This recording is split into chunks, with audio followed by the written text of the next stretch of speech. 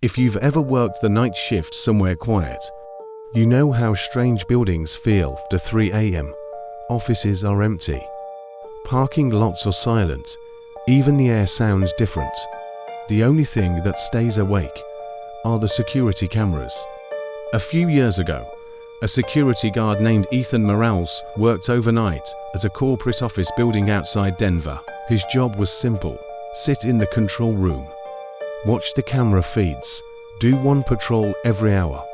Most nights nothing happened. But one Tuesday morning at 3:18 a.m., the security phone rang. That wasn't unusual. Except the caller ID said the call was coming from camera 12, security cameras. Don't make phone calls.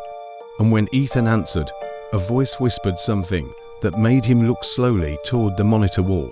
The voice said, "Someone just walked into the building." Ethan checked the cameras. No one had entered. The doors were still locked. Then the voice said something worse. "They just walked into the room with you." The building was called Redwood Financial Plaza, a 6-story glass office complex surrounded by empty parking lots and thin rows of trees.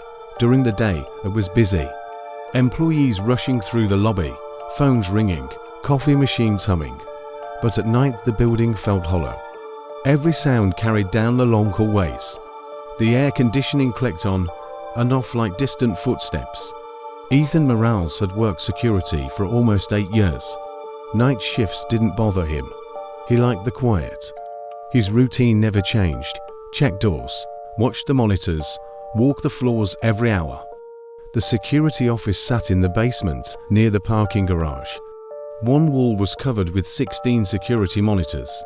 Each camera showed a different part of the building: lobby, elevators, hallways, parking garage. At 3:18 a.m., Ethan was halfway through his coffee when the phone rang. The small desk phone next to the monitors. He answered without looking. Security, silence. Then a voice spoke softly. "Camera 12. Ethan frowned. "Who is this?" The voice ignored the question. "You should look at the screen." Ethan slowly leaned toward the monitors.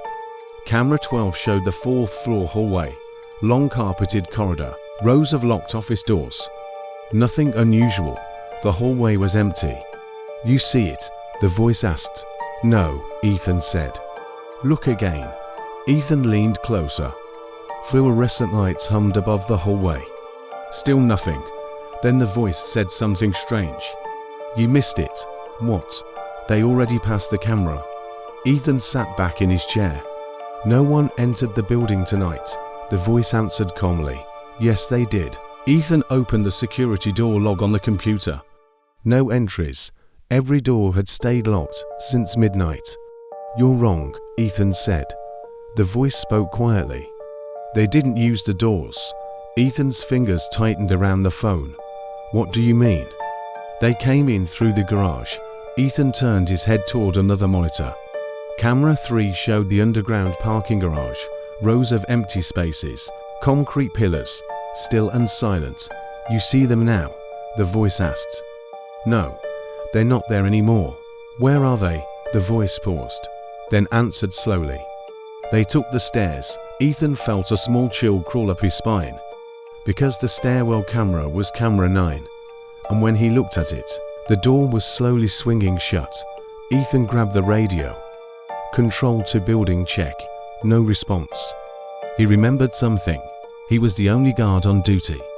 The voice on the phone spoke again. "They're on the 4th floor now." Ethan stared at camera 12 again. The hallway still looked empty. "Why can't I see them?" Ethan asked. The voice answered calmly. "Because they're staying out of view." "How do you know all this?" A pause. Then the voice said something unsettling.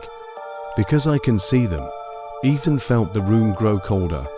"You're watching the cameras too?" "Yes." "Where are you?" Another pause. Camera 12. Ethan looked at the screen again. Empty hallway. Nothing moving. "You're not on that camera," the voice replied quietly. "Not yet." Ethan stood up slowly. His chair scraped softly against the floor. "Stay on the line," he said. "Why?" the voice asked. "I'm going upstairs." Silence. Then the voice spoke again. You shouldn't do that. Why not? Because they're already close. Ethan grabbed his flashlight and opened the security office door. The basement hallway was silent, concrete walls, dim lighting. His footsteps echoed as he moved toward the stairwell. The voice remained on the phone. They're moving again. Where? Ethan whispered. Down. Ethan stopped walking. Down where? The voice answered quietly. Toward you. Ethan slowly turned around. The basement corridor behind him stretched into darkness. Empty. You're wrong, Ethan said. The voice whispered something that made Ethan's stomach drop. No. A pause. They're right behind you. Ethan spun around. The hallway was empty. But the stairwell door behind him was slowly opening. Ethan rushed back into the security office and locked the door. His breathing uneven now. The phone was still pressed against his ear. Who are you? He demanded. The voice didn't answer. Instead it asked a question. Are you back in the control room? Yes. Good. Ethan looked at the monitors again. All 16 screens glowing in the dim room. Now look at camera 16, the voice said. Camera 16 showed the security office hallway. The camera angle pointed directly at the door Ethan had just locked. The hallway was empty. Do you see anything? The voice asked. No. Wait. Ethan stared at the screen. Seconds passed. Then something moved. The security office door handle, slowly turning, but Ethan was standing inside the room. The door handle continued to turn, then stopped. The voice on the phone spoke again. Now look at camera 12. Ethan switched the monitor. 4th floor hallway. This time something was different. A man was standing in the corridor, facing the camera, not moving. Ethan leaned closer to the screen. The image was grainy but clear enough. The man looked familiar. Same jacket, same flashlight clipped to his belt. Ethan felt the blood drain from his face. Because the man standing in the hallway was him. The voice on the phone spoke one final time. Calm, quiet. You didn't miss them earlier. A long pause. You just saw the wrong time. Ethan slowly turned toward the security office door because the handle was turning again. And when he looked back at camera 12, the hallway was empty. Except now the office door behind the camera was slowly opening.